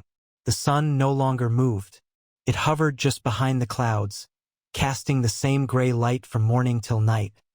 If there even was night anymore. He stopped seeing stars, stopped dreaming, but the field kept changing. He'd look out the window and see it rearranged, rows curving differently, gaps that hadn't been there before. And always, at the center of the property, the clearing remained. Bigger now. And the scarecrow had multiplied. There were 3, then 5, then 9. Each with a different posture. Each with familiar clothes. He thought one wore his father's overalls. Another his mother's Sunday dress. Another his old Cub Scout uniform. He couldn't be sure. They never moved when he looked directly at them. Only when he blinked. On the 7th, or was it 8th? Day, Jonah decided he couldn't wait anymore. If the corn wanted him to stay, it would have to keep him by force. He grabbed a jerrycan from the barn, filled it with fuel, pulled the rusted push mower out of storage and rigged a crude flamethrower with an old shop vac, duct tape, and the last functioning part of the generator. He stepped to the edge of the clearing just after the hour the birds should have been singing, but weren't. The scarecrows were waiting, 13 of them now, perfect ring. In the center stood a pole, tall, blackened, no one tied to it, but the ropes were ready. Jonah lit the makeshift torch. Flames spat from the mouth of the vac hose, licking at the closest stalks. They didn't burn, not right away. The fire sputtered, fought, then took hold. A roar rose up, not from the fire, but from the field itself. It screamed, a sound like metal splitting wood underwater. The corn shrank away, retreated. He pressed forward. 1 row, 2. He reached the clearing. Smoke churned around him, thick and wet. He felt it slide across his skin like oil. Every breath was ash. His eyes watered, stung. The scarecrows had not moved, but their heads had turned. All of them, now looking at him. One tilted, one twitched, one whispered, "You lit the root." And then Jonah heard his name, not shouted, not whispered, sung. From below, he turned toward the pole. At its base, the soil opened. Perfect circle. No fire reached it. The roots were black and pulsing, stretching downward like veins. He stepped closer. The hole deepened, spiraled, and inside something rose. The figure. Matthew. But not the boy he remembered. This Matthew was older. 20s, maybe 30s. Same eyes. Same jawline. But pale. Hollow. And stitched at the wrists. He rose slowly, not climbing, not walking, just ascending. Like the corn was lifting him. Jonah staggered back, dropping the hose. The fire hissed and died. Matthew touched down in the center of the clearing. The scarecrows bowed. Jonah couldn't speak. His mouth was dry. His voice lost. His body frozen. Then Matthew opened his arms. And for a moment, just a moment, he was real. Smiling. Wearing the same flannel Jonah remembered from their last day together. "Hey," Matthew said. "You came back." Jonah whispered.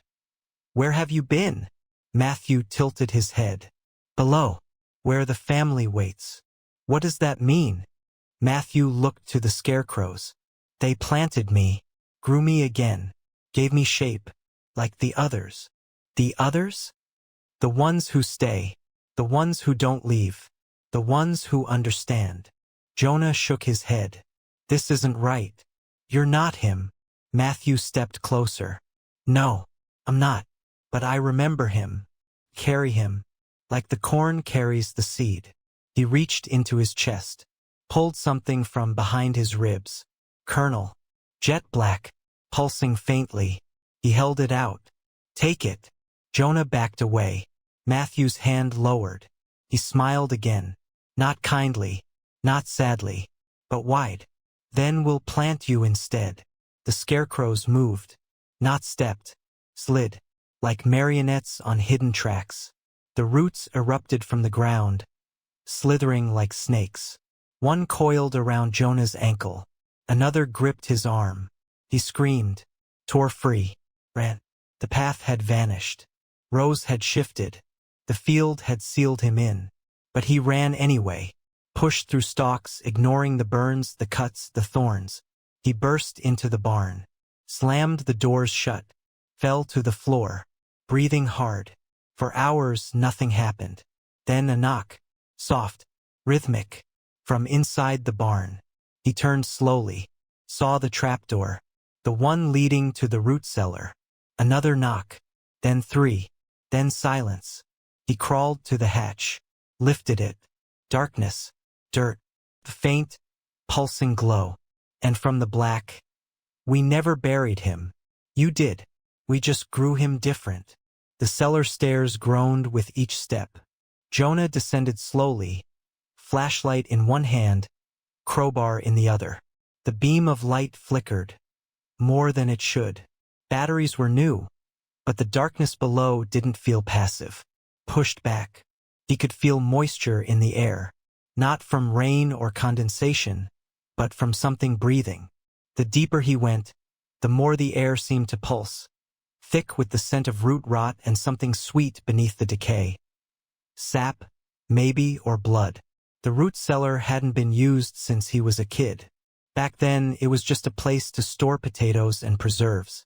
Now, it was something else entirely. He reached the bottom and paused. The walls were different, no longer concrete or dirt, but lined with woven stalks. Corn stalks, dry, blackened, twisted together like muscle. They pulsed faintly, as though lit from within. Every so often, a leaf would twitch. Somewhere deeper, a drip echoed. At the far end of the corridor, a door had formed. Not built, grown. It arched inward, stalks twisted into a gate that looked like a jaw unhinged. As he stepped forward, it opened on its own. Beyond it lay the hollow hall. The floor was soft, springy, lined with moss that crunched like dried skin underfoot. The chamber opened into a dome, large enough to hold the entire barn above it. Roots coiled up the walls like veins. And in the center, a cradle. But not for a baby. Something larger. Inside it, wrapped in burlap and bound in twine, lay a shape. Human-sized. Not moving. Not breathing. Jonah stepped forward. He knew what he'd see before he touched it. He peeled back the burlap and found himself, not dead, not quite alive, eyes wide, mouth sealed with thread. skin pale and cold. A heartbeat pulsed faintly beneath his chest. And across the forehead, carved with something blunt and crude, seedling #27. He stumbled back. Fell. A whisper moved through the chamber. We always plant two. One to watch. One to return. Jonah screamed. From the ceiling, roots dropped. Tendrils reaching, questing. They wrapped around his arms. His neck. He swung the crowbar wildly, slicing one. Then another. The shape in the cradle sat up. Not fast. Not slow. Just methodically. His mouth opened. Stitches tore. And it spoke with his voice. Flat. Distant. You grew crooked. But we can fix you. The roots surged. Wrapped tight around Jonah's throat. His vision blurred. He kicked, clawed, fought. But the cellar was no longer a room. It was a womb. It didn't want to hurt him. It wanted to harvest him. To correct him. To make him into what Matthew had become. What his parents had feared. What the land had always demanded. He blacked out. He woke on the porch. Morning sun overhead. Birds singing. Wind normal. His truck sat in the drive. Keys dangling in the ignition. He blinked. Felt his chest. No wounds. No cuts. Just a faint, itchy patch beneath his collarbone. He lifted his shirt. There, just under the skin. Something hard. Something round. He didn't speak. Didn't scream. Just walked into the house, washed his hands, made coffee. Like it was any other morning. But the corn watched from the windows. And the scarecrows had multiplied again. 27 now. Each with a name. Each with a face. His face. Different ages. Different expressions. Some crying. Some laughing. One missing its lower jaw entirely. He closed the curtains. Sat on the floor. Waited. And at exactly 3:13 p.m., the phone rang. An old rotary, dusty with disuse. He picked it up. A voice spoke. His own voice. You were never meant to leave. Then silence. Then the dial tone. He unplugged the phone. Still rang that night. He began to lose time. Hours vanished. Sometimes days. He'd find himself in the barn. Dirt on his hands. With no memory of what he'd buried. Sometimes he'd wake up in the field. Standing still. Facing east. Scarecrows watching him. Each time the sun would seem wrong. Higher than it should be, or stuck in place like a pinned insect. His reflection changed. First his eyes. They turned pale, almost milky. Then his teeth longer, flatter. Then his mouth began to twitch, as if it were trying to speak without him. He smashed every mirror. Didn't help. The whispers now followed him inside. Behind walls. Inside vents. Sometimes from the drains. You were always here. You never left. We need more.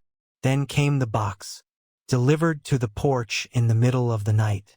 No tracks. No truck. Just there. Wrapped in dry husks. He opened it slowly. Inside, a seed. Black. Pulsing. Warm. And a note. Plant this. Or we plant you. That night, the scarecrows lined the driveway. All 27.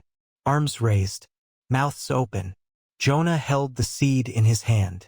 Felt it twitch. Felt it whisper. Feed us. Bury yourself. He walked to the clearing. The soil had already parted. Waiting. He looked once more at the house. At the porch swing. At the upstairs window where he once watched the corn move. Then he knelt. Pressed the seed into the earth. And whispered. Grow. The ground accepted it. Closed over. And from behind him the scarecrows smiled. Not with lips. Not with eyes. But with relief. The field had its air. And the harvest was one step closer.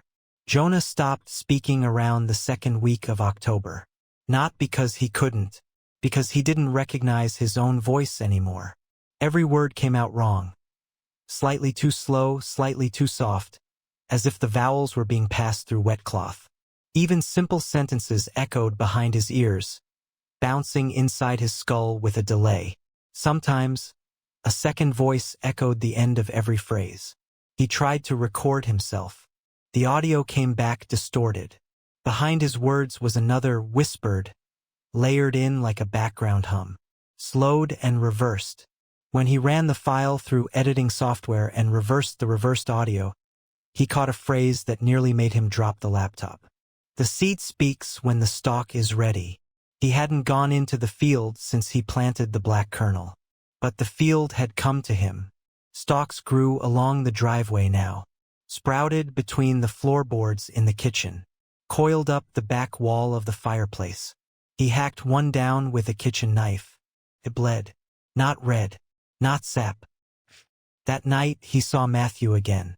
This time not in a dream. He stood at the foot of Jonah's bed, face half-shadowed, eyes glowing faintly with a dull amber light. His mouth didn't move, but Jonah heard him. Inside. You buried it. Now it's blooming. Come see. The next morning, the entire backyard had been transformed into rows. The grass was gone. The fence too. Even the tree stump where Jonah had once tied his childhood swing had been devoured by roots. In its place, a new path. One he didn't remember walking. And in the distance, at the end of that path, a house. Just like his. But not. It looked newer. Untouched. A version of the farmhouse from before Matthew vanished. The boards straight. The paint fresh. The chimney smoke curling into the air. It beckoned. And so he walked. Not by choice. Not fully.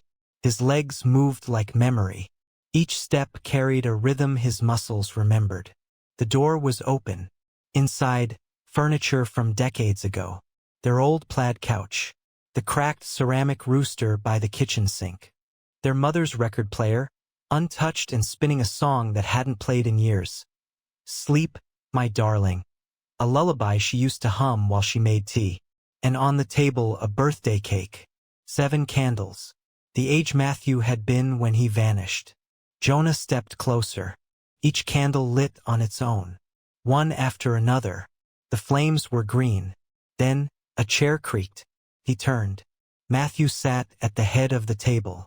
But older again. 30 now? Hard to tell. His face flickered between versions, boy, man, old man, corpse. Over and over. He motioned for Jonah to sit. Jonah did. Because what else was there to do? Matthew leaned forward. Spoke aloud now. Do you know what it means to rot? Jonah blinked. What? Matthew tapped the table. It's not destruction. It's repurposing.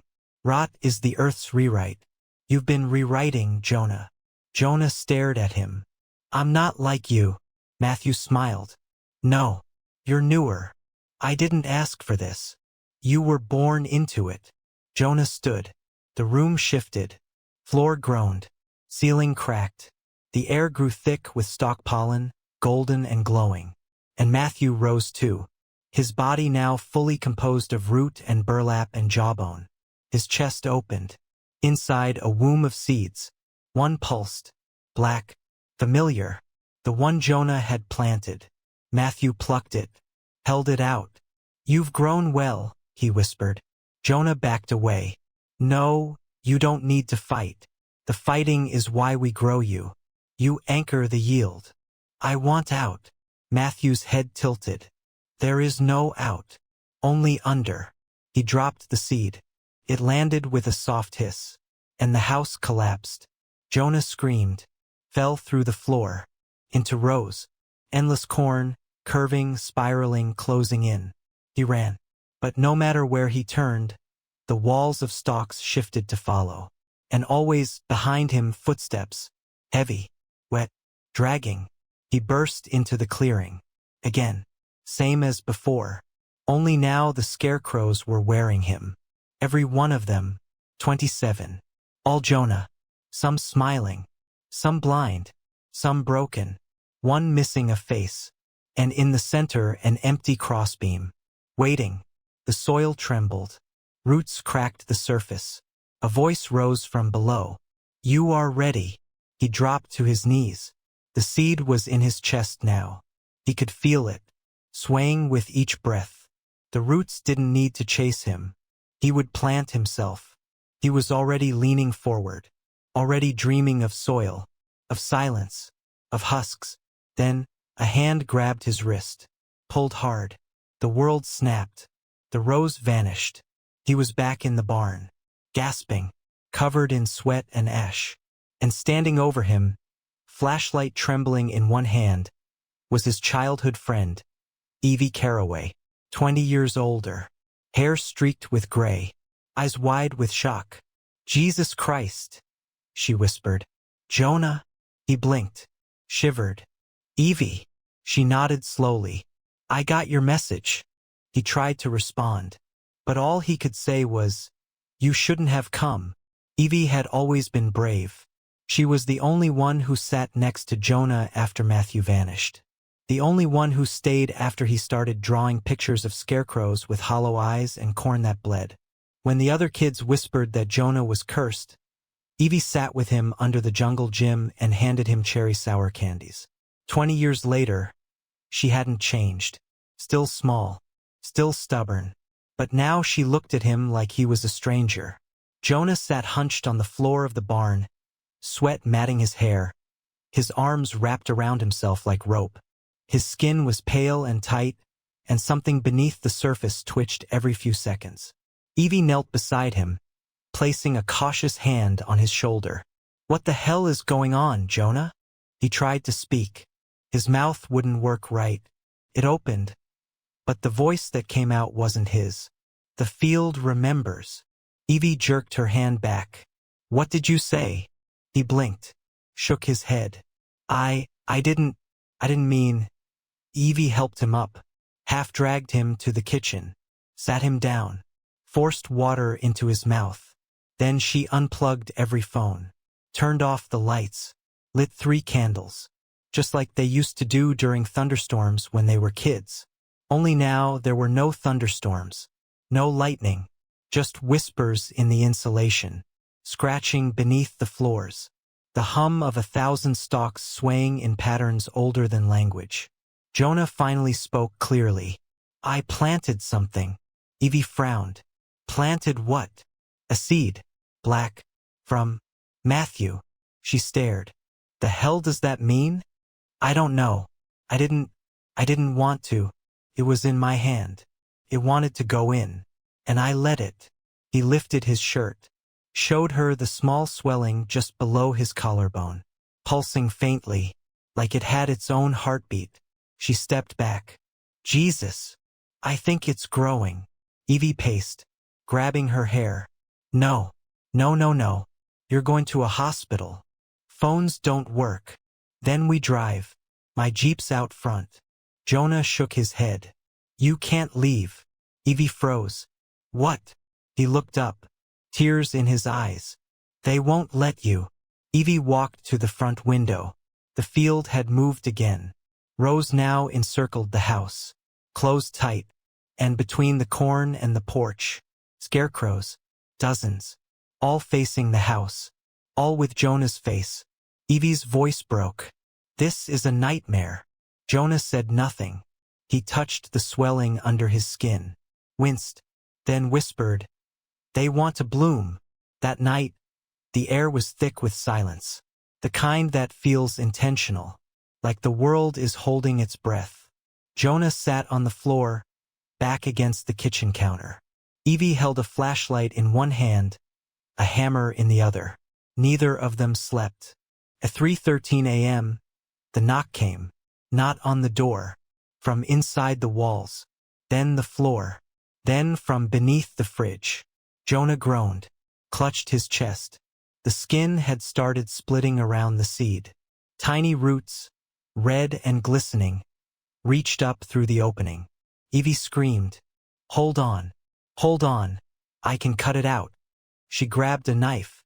Jonah screamed, "No," his voice deeper, "not human. It's part of me now." Evie stood frozen. Jonah blinked.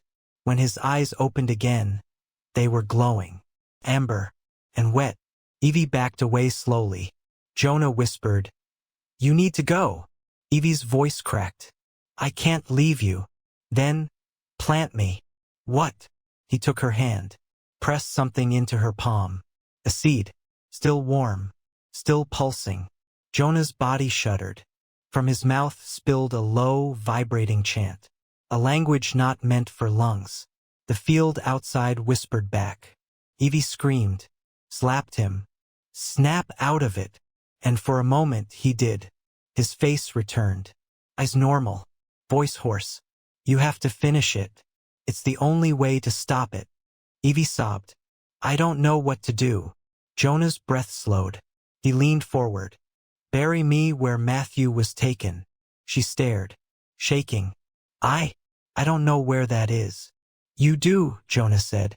The swing tree. Dawn broke red. The field parted as Evie carried Jonah's limp body across the grass. He was still breathing. Barely. The swelling now reached to his shoulder. Veins blackened and rigid. He didn't cry. He just smiled faintly as she set him down beneath the stump of the old swing tree, the one where she kissed his cheek the summer before Matthew disappeared. Evie knelt, dug with her hands. Soft, rich soil. Old roots. She whispered, I'm sorry. Jonah smiled wider. Thank you. And she buried the seed, covered it with soil, stepped back. Jonah gasped once, twice, then went still. The earth trembled. Not an earthquake, a heartbeat. And from the soil, a single stalk rose, twisting, growing, forming a figure. It was Matthew, but not the way Evie remembered. Not the boy, not the corpse. Something new, something whole. He looked at her and said, he stopped it. For now. Evie cried. Matthew walked back into the rows and vanished. Weeks passed. The corn died. Every stalk, browned, collapsed, turned to ash. The scarecrows crumbled. Jonah's house rotted in a single night, and the soil around the swing tree remained untouched, except for a single green shoot. Evie moved to the city, tried to forget, but some nights she dreams of scarecrows, of children with sewn mouths, of her own hands pressing something warm and black into the earth. And on her bedside table, she sometimes wakes to find a husk, folded, heart-shaped, still damp with dew. Still think cornfields are harmless? Think again. If these stories unsettled you, hit like, subscribe, and share your own eerie encounter in the comments. You never know who's watching from between the rows. Until next time, stay out of the fields.